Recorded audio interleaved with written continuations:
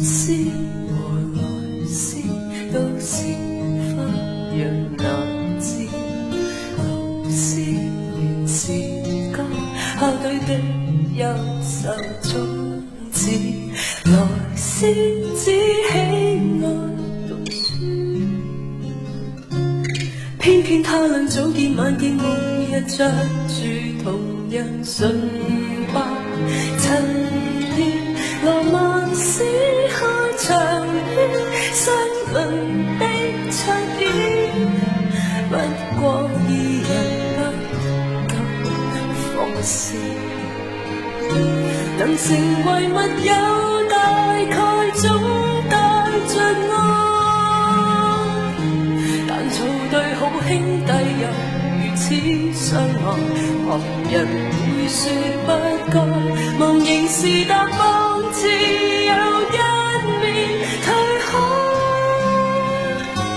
暗裏很享受，卻怕講出來，兩眼即使移開轉開，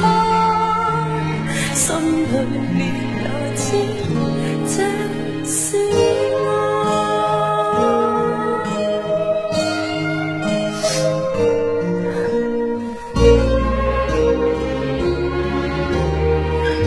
子和男子怎能親密如此？老師難了得，卻跟他握過手指，老師偏偏那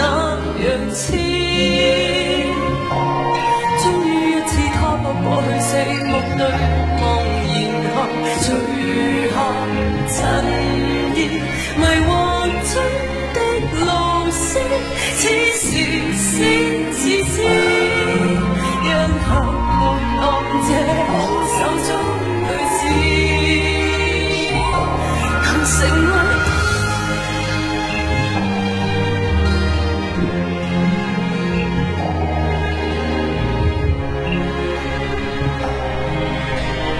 你知唔知道打人最傷嘅係啲乜嘢啊？叫做無情嚟㗎。如果對方諗住唔傷害得你咁深，